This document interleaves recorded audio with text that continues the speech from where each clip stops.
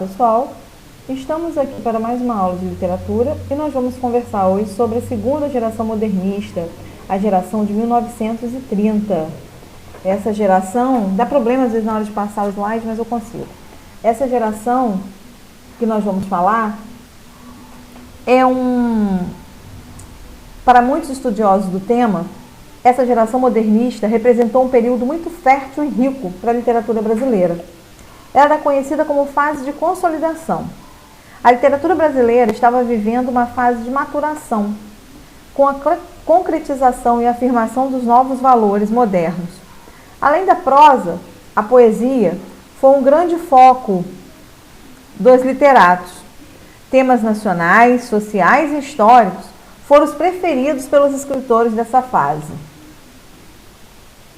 Então, nós temos aí o conturbado mundo da década de 30, a poesia de 30 e outros poetas de destaque, que nós vamos ver agora aqui. Né? Vamos ver a depressão econômica, o avanço nazifascista, a eclosão da Segunda Guerra Mundial, a Revolução Constitucionalista.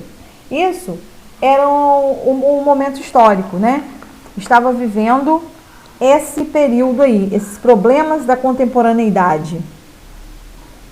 Década de 30, marcada por diferentes crises de ordem econômica, política e social, tanto no mundo quanto no Brasil, exercendo decisiva influência na produção artística e literária do período. Passou a tratar dos problemas da contemporaneidade de forma muito crítica. Então, naquele período, o mundo estava vivendo esse quadro aí. Getúlio Vargas com o Estado Novo, né?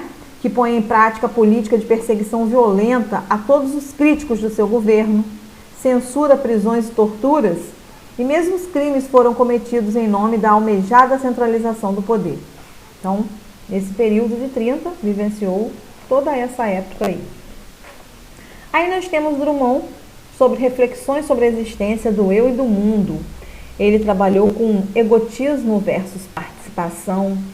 Então, as características marcantes dele foram o desajustamento do homem, a saudade da infância, o metapoema, o questionamento sobre a vida, a poesia social, que fazia crítica ao capitalismo e à guerra. Aí nós temos o poema dele, que é Necessidade. Nós temos também Cecília Meirelles, que era a poesia espiritualista, é o neossimbolismo.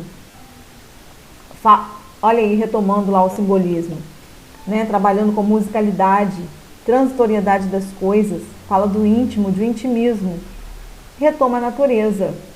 Poema histórico também que ela aborda, Romanceiro da Inconfidência. Aí é Retrato de Cecília Meirelles, que ela volta ao tempo, né? Ela volta aí ao passado.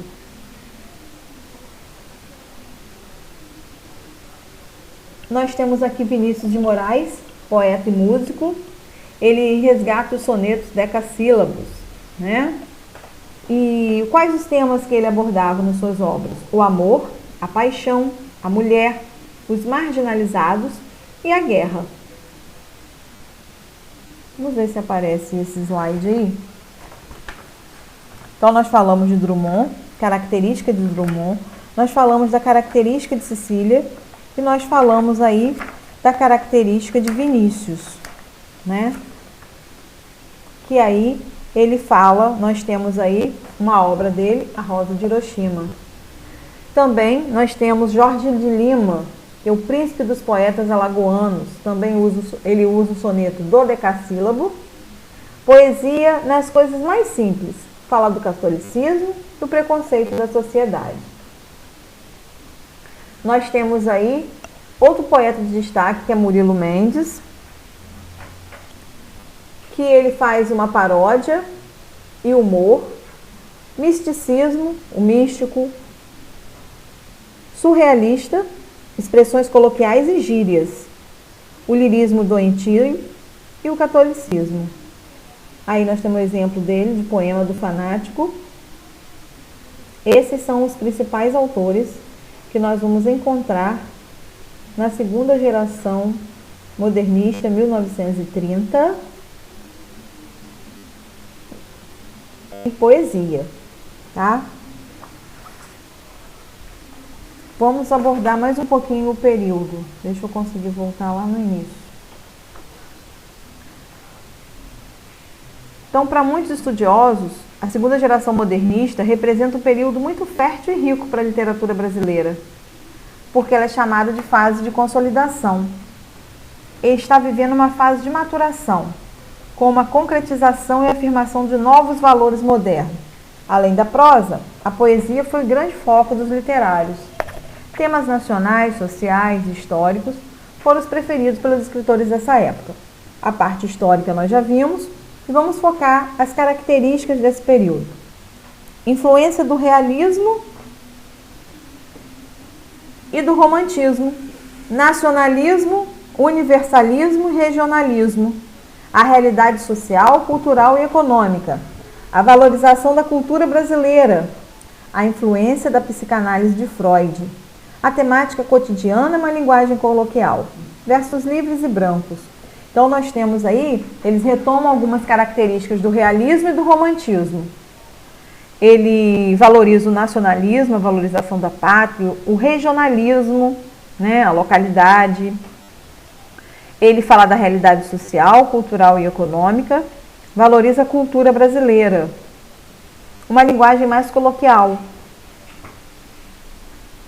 Aí depois nós temos aí, no segundo momento, a prosa de 30. Mas a poesia de 30 é o melhor momento da poesia brasileira, aconteceu aí nessa segunda fase do modernismo.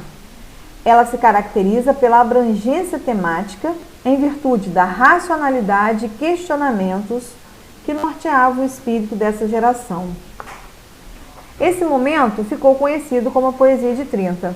Aí nós já vimos os principais autores, que foi Drummond, Cecília Meirelles, Murilo Mendes, Jorge Lima, Vinícius de Moraes. Nós vamos encontrar tudo isso aí no primeiro capítulo do nosso livro. Na próxima aula nós estaremos abordando a segunda geração modernista, prosa. Então, para encerrar, os poetas da geração de 30 mantiveram muitas conquistas estéticas e temáticas da geração de 22, como o uso de versos livres, fragmentação, o cotidiano, a crítica da vida social, a crítica social. Então, eles buscaram, permaneceram com as temáticas da geração de 22, com a primeira geração modernista, mas abandonaram o espírito de combate às formas tradicionais de poesia, chegando até mesmo retomar influência parnasiana, como aconteceu com Vinícius de Moraes, e simbolista, como aconteceu com Cecília Meirelles, né? Cecília Meirelles trabalhando a musicalidade, nós vimos aí, e o Vinícius que volta para retomando características parnasianas, né? Onde ele vê a ascensão espiritual, a poesia terrena. E até a próxima com a segunda geração modernista prosa.